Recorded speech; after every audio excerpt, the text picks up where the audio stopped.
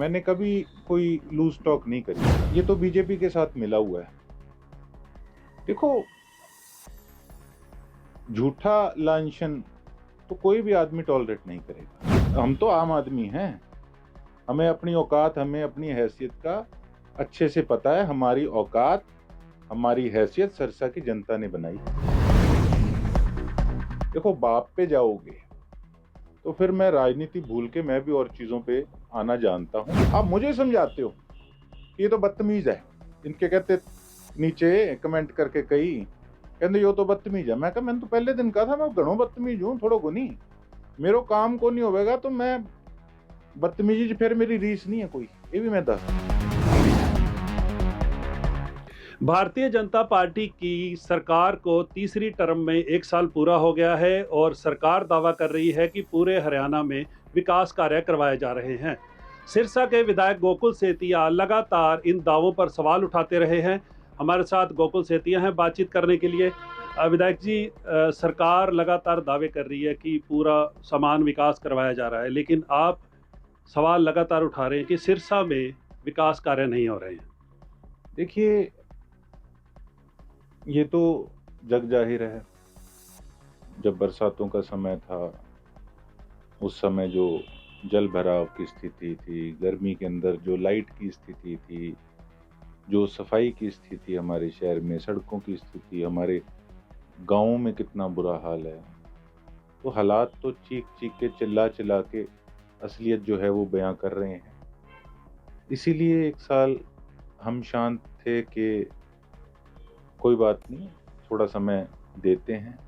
लेकिन आप ये लगा लो कि 5 साल में, अगर साल में कुछ भी नहीं हुआ 1 साल के अंदर, तो मैं ये समझता हूँ कि हम अगर ढीले रह के बैठे रहेंगे तो अगले 4 साल भी ऐसे कहीं ना कहीं खराब हो जाएंगे। तो हमने प्रदर्शन किया, लेकिन कहीं ना कहीं विपक्ष के कई लोग बोलते हैं रश नहीं था, ये था, वो था।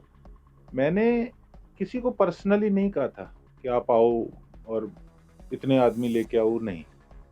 देखो, राजनीति के अंदर मैं ये समझता हूँ एक ऑर्गेनिक चीजें होती है ना, वो भी बहुत जरूरी है। उससे पता लगता है कि वाकई में लोग परेशान हैं।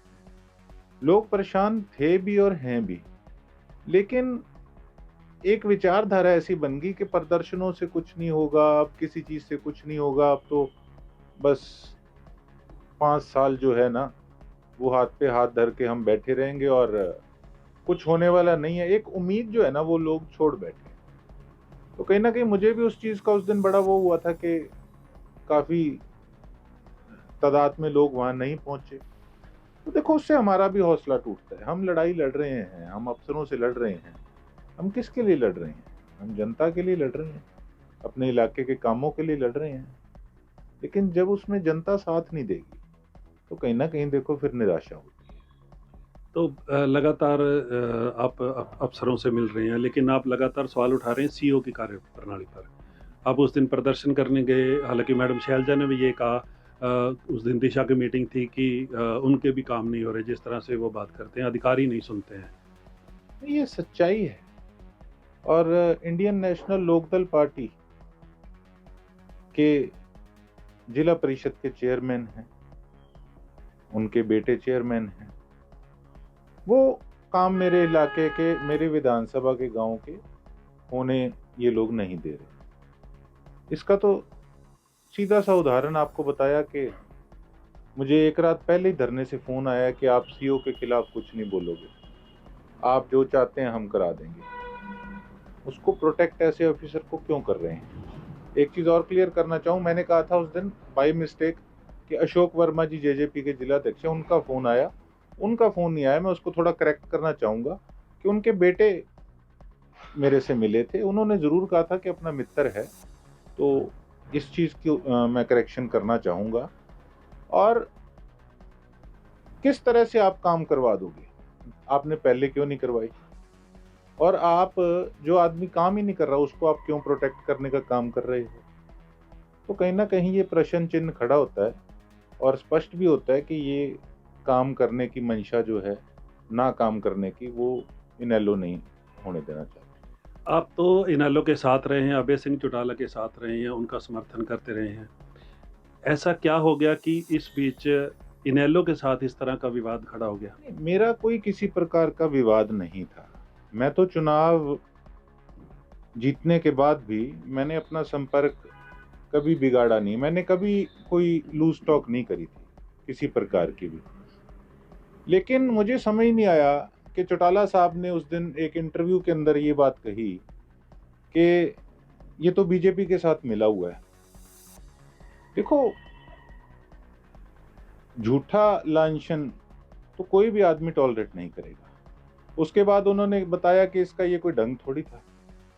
ढंग तो मैं बता रहा हूं कि आपकी पार्टी के लोग ही मुझे फोन करके कहते हैं कि काम करवा देते हैं हम, इसको आप कुछ नहीं कहोगे, तो हम बताओ हम फिर क्या करेंगे। तो शुरुआत इस चीज की उन्होंने करी। अच्छा, अब आजकल जो विवाद चल रहा है, आजकल तो इनके वर्कर कमेंट्स में कहते तेरी हैसियत क्या है, तेरी औकात क्या है। पता नहीं, मुझे समझ नहीं आती कि वो कहते हैं ना, राजे भूपे दे कोई इन्हां दे वर्कर उन्हां दे कोई खानदान ना चुने। हम तो आम आदमी हैं, हमें अपनी औकात, हमें अपनी हैसियत का अच्छे से पता है। हमारी औकात, हमारी हैसियत सिरसा की जनता ने बनाई है। औकात और हैसियत पे आप लोग क्या जाते हो, इतना किस चीज का घमंड। अब दूसरी बार जो बात हुई, मैंने अपना प्रदर्शन करा। मेरे प्रदर्शन करने के बाद मुझे कोई पागल कुत्ते ने थोड़ी काटा। मैं बिना ही मतलब किसी पे कोई एलिगेशन लगाऊंगा या किसी पे टिप्पणी करूंगा। ये आईएनएलडी की ऑफिशियल आईडी है, ये देख लीजिए। आईएनएलडी की ऑफिशियल आईडी पे मेरे खिलाफ सारी चीजें जो है वो लिखी गई थी। और उसके बाद मैं आपको एक चीज और दिखाना चाहता हूं, किस प्रकार की भद्दी टिप्पणियां। ये देखो, आईडी बना रखी है अन्नदाता के नाम से। गोकुल सेतिया 307 का पर्चा किसने हटवाया, एहसान फरामोश इंसान, अपने बाप से पूछो अभय सिंह क्या है। देखो, बाप पे जाओगे तो फिर मैं राजनीति भूल के मैं भी और चीजों पे आना जानता हूं। और ये अन्नदाता का पेज बना के इस प्रकार की टिप्पणी कि 307 का पर्चा किसने सॉल्व करवाया। और अगर मैं उन चीजों पे आ गया कि ठीक है, कंट्रीब्यूशन चौटाला साहब का था, उनका मैंने धन्यवाद भी किया, मैं आज भी करता हूं, लेकिन क्या चौटाला साहब को पता है कि जिसने राजीनामा करा था वो कैसे किया था। मैं उन चीजों पे बोलना नहीं चाहता। तो ये पता लगता है कि ये कमेंट्स कौन लिखवा रहे हैं। और बिना ही मतलब मैं अपना प्रोटेस्ट कर रहा हूं, ये लोग इस प्रकार से ऑफिशियल आईडी पे डाल रहे हैं। तो क्या चौटाला साहब को इस चीज का पता नहीं था? फिर जब मैंने बयान दिया, मेरे बयान देने के बाद फिर बीच में कोई हमारे जो उनके भी कॉमन फ्रेंड्स हैं, हमारे भी हैं, उनसे वार्तालाप हुई, उनकी भी हमारी भी। वो कहते चलो कोई बात नहीं। मेरी फोन पे भी बात हुई। मैं कहा जी मेरी कोई लड़ाई नहीं, एक राजनीतिक चीजें हैं, लेकिन आपके लोग इस प्रकार से, मैंने ये स्क्रीनशॉट भेजे, मैंने कहा ये देखो जी किस प्रकार से ये मेरे काम में टांग अड़ा रहे हैं। तो कहते चलो कोई बात नहीं, छोड़ो, ठीक है। ये बात आपकी अभय सिंह चौटाला से हाँ, हुई? मेरी हुई थी। बीच में जो कॉमन लोग थे उन्होंने कराई। वो कहते हैं राजनीति अलग चीज है, आप साथ इकट्ठे रहे हैं, ठीक नहीं लगता। तो मैंने ये भेजा, मैं कहा ये देखो मैं अपना प्रदर्शन कर रहा हूं और ये इस प्रकार से लैंग्वेज आपके ऑफिशियल आईडी पे यूज कर रहे हैं और इस प्रकार से ये भद्दे कमेंट्स लिख रहे हैं, मेरे फादर पे टिप्पणी कर रहे हैं। तो क्या पार्टी के लीडर को इस चीज का पता नहीं? जब बात हुई मैं कहा चलो छोड़ो यार, अब बड़े हैं और उनका सम्मान पहले भी था, आज भी करते हैं। लेकिन अगले दिन फिर प्रेस कॉन्फ्रेंस हुई। प्रेस कॉन्फ्रेंस में किस तरीके की बातें इनके वहां पे लोग कर रहे थे। और एक तरफ तो रात को बात खत्म हो गई, अगले दिन उसको फिर उठा दिया गया। या तो वो अपने लीडर को इनकी पार्टी के लोग अंधेरे में रखते हैं, तो या फिर ये सब इंटेंशनली हुआ है। तो देखो, फिर चुप रहने का सवाल तो पैदा नहीं होता, क्योंकि ये अब एक जिस प्रकार से इन चीजों ने मोड़ ले लिया। अब मुझे कहते हैं कमेंट्स में, बेशरम आदमी, जिस थाली में खाया उसमें छेद किया। किसकी थाली में खाया? मैं ये पूछना चाहता हूं, किसकी थाली में खाया? एक सीट आई थी इनेलो की। मेरे फादर बीमार इतने थे, सीरियस थे, मेदांता से ठीक होके आई, अपने बेटे के प्रचार में नहीं जा सकी, इलाहाबाद चुनाव में जाके ठोक के मदद करी। किसको ये लोग कहते हैं कि थाली में छेद किया? बाई इलेक्शन था, मैंने एक बार खुले मंच से बात कही कि बीजेपी वाले मेरे को टिकट देना चाहते थे, मुझे ऑफर करी उन्होंने टिकट। मैंने स्पष्ट जवाब दे दिया, मैं किसानों के साथ हूं और मैं इनेलो के साथ मेरा गठजोड़ है, मैं किसी की पीठ में छुरा नहीं मारूंगा। उसके बाद लोकसभा चुनाव आया, कितनी तरह के प्रेशर कि ठीक है इन फ्यूचर वेव बन रही है कांग्रेस की, सबको पता था, फिर भी मैंने साथ नहीं छोड़ा। मैंने कहा नहीं देखो, मैं इस चुनाव में जो है साथ रहूंगा, मेरा आगे देखते क्या डिसीजन होता है। वो सबने अपनी कैलकुलेशंस देखनी थी, मैं कोई इनेलो का हिस्सा नहीं था। हमने साथ दिया, खुल के साथ दिया। लोग मुझे कई कहते थे कि यार पागल है तू, इनका क्यों साथ दे रहे, इनको वोट ही नहीं आनी। मैं कहा नहीं कोई बात नहीं, जब तक रहेंगे खुल के और ठोक के रहेंगे। तब भी खुल के साथ दिया। अब उनके लोकसभा के कैंडिडेट हैं, वही कांग्रेस ज्वाइन करके, वो खुद उनकी टिप्पणी मैंने सुनी, वो खुद कह रहे थे कि जो इनके वर्कर हैं वो खुद ही नाश करने में लगे हैं। अब लोग बाहर से बुला रहे हैं मेरे पे टिप्पणी करने के लिए। क्या मेरी सिरसा की जनता ये चीज देख नहीं रही है कि ये किस तरीके से प्रेशर बनाने का काम कर रहे हैं इस पे? कोई तो लंगोट फाड़ने की बात करता है, कोई एक हमारे माता जी कंडेला वाली बुजुर्ग माता, उनको माता जी को क्या पता किसी सिरसा की पॉलिटिक्स का पुराना, आप मेरे को बता दो। तो ये सब स्क्रिप्ट बना के ये ऐसे हथकंडों पे उतर आए हैं कि उन माता जी से भी ये लोग इस तरीके के बयान दिलवा रहे हैं। तो इससे छोटी सोच की राजनीति और क्या हो सकती है, आप मुझे बता दो। एक इनेलो के वर्कर हैं, वो एक इंटरव्यू में कह रहे हैं कि जब गोकुल यहाँ इनेल्डी के साथ था तो किसान कैडर की बात करता था, तो इनेलो के किसान कैडर ने ही गोकुल सेतिया के जिताया है। किसानों ने मुझे जिताया? मैं कब कह रहा हूं किसानों ने मुझे नहीं जिताया? बिल्कुल किसानों ने मुझे जिताया। किसानों की उल्ट बात किसने करी? पहले तो उनसे ये पूछो भले मानसों से, किसने बात करी किसानों की उल्ट? मैं तो नहीं गया था समर्थन देने, जिसने किसानों को काली भेड़ कह के अपमानित करने का काम किया। मैं तो नहीं गया था समर्थन देने। मैं तो आप लोगों के, जब किसानों के हक में समर्थन आप लोगों ने देते हुए इस्तीफा दिया था, गोकुल सेतिया तो साथ खड़ा था। किसानों की बात इसमें कहां से आ गई? ये तो बात, अच्छा ये कहते हैं जी डीसी को ज्ञापन हम देने गए थे। आप देने गए हो ठीक है, लेकिन मैंने ये कहा था कि शब्दावली आप मुझे सिखा रहे हो। आपकी क्या शब्दावली थी ऑफिसर को? और उनका जो बड़ा भाई है यहाँ पे सिरसा से, वो भी हमारा मित्र है, हमारा भाई है। अगर उसी डीसी का बड़ा भाई हमारे किसी गांव का होता तो मैं तो तब भी ये बात कहता, ये टिप्पणी करता। और इसकी शुरुआत किसने करी थी? सीओ से मेरा विवाद, उस चीज के अंदर किसी और का बोलना बनता ही नहीं था। मैं किस लिए लड़ा सीओ से, आप बताओ।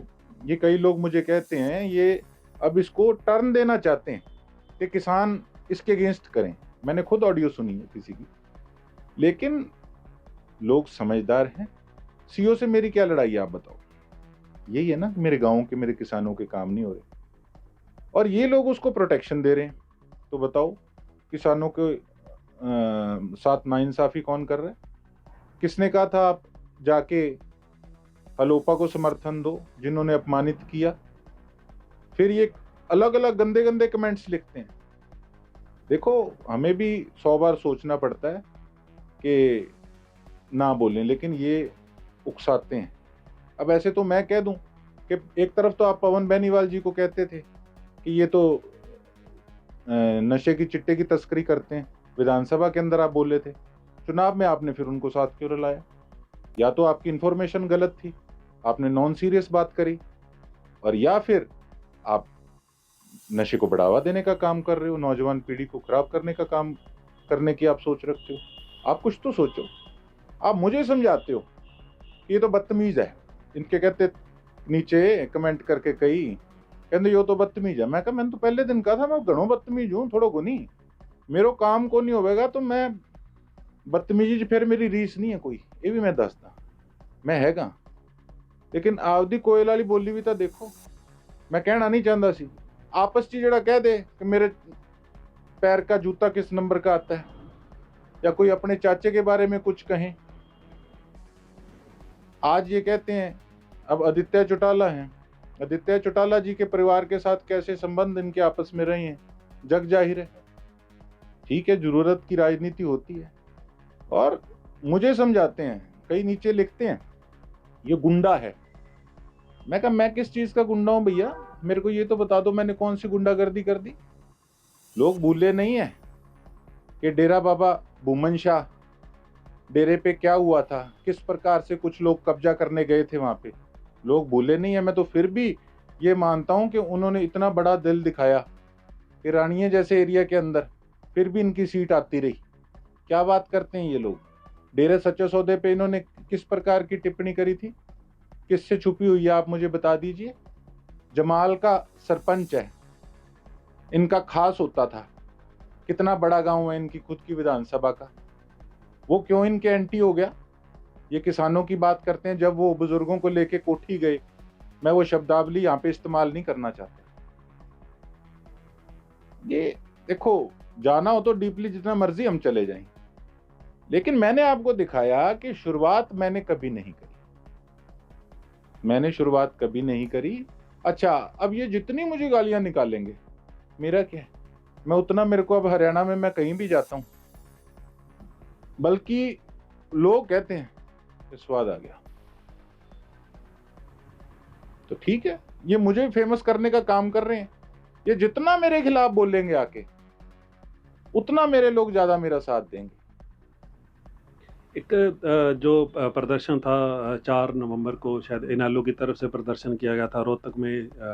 डीसी ज्ञापन लेने नहीं आए तो अभय सिंह चौटाला ने कहा कि डीसी खुद ज्ञापन लेने आए, कोई बॉस नहीं है और हमारी याददाश्त बहुत तेज है, याद रखना। तो इसको आप किस तरह से देखते हैं? उस पर आपने टिप्पणी भी करी थी कि सिरसा का लड़का है और इस तरह से बात नहीं करनी चाहिए थी। देखो, मैंने तो वही आपको बात कही।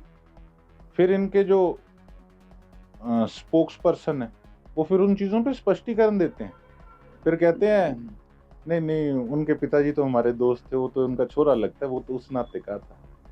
फिर कभी अगर उनके ये मुंह से निकल जाए कि नहीं कोई भी, चलो मर गया तो अपना क्या, अपने को क्या, फिर उस पर स्पष्टीकरण देते नहीं ऐसा नहीं था, वो तो ऐसा था। आप कितने स्पष्टीकरण किन अपनी बोलने के बाद अपनी बात का कितना क्लैरिफिकेशन अपने लोगों से दिलवाओगे, आप ये तो बता दो पहले। खूटे की बात होती है कि खूटा मजबूत है, अब खूटे को क्या हो गया। हाँ, मेरे पे टिप्पणी करी, कहते पहले तो कहता था खूटा मजबूत है, फिर कहते अब कैसे ढीला हो गया, तन लागन लाग गया ढीला। मैं बताऊं किया लागन लाग गया भैया, खूंटा तो 20 दिन ही ढीलो हो गयो जी दिन एक पार्टी के नेता सीधा जाके देवीलाल जी के पोते, देवीलाल जी के पोते जब किसानों को काली भेड़ कहने वाले लोगों को जाके खुद हार पहना के समर्थन दे के आए, तो जो किसान नीचे मुझे गालियां निकाल रहे हैं उनसे पूछो कि खूटा ढीला नहीं हुआ, आप इसकी फेवर में थे। अब आप बता दो, जो मैंने पवन बेनीवाल जी वाली बात कही है, तो क्या अगर वो चिट्टा बेचते थे तो उनको आपने साथ बिठा लिया तो क्या खुट्टा ढीला नहीं हुआ, या फिर वो चिट्टा बेचते ही नहीं थे, फिर आपने ऐसी नॉन सीरियस बात क्यों करी। फिर एक शायद उनका नाम था रानिया से सुच्चा सिंह जी, मेरे को पूरा ध्यान नहीं, शायद उनका नाम सुच्चा सिंह जी, उन पे एक दिन जाके टिप्पणी करी। वो चौधरी रंजीत सिंह जी के आदमी है, कहते ये तो नशे का व्यापार करता है तो चिट्टा बेचते, और दोनों लड़कों के सिर पे हाथ रख के कसम खाई, क्या जा कटिया का ना था कदे जिंदगी सोचा ना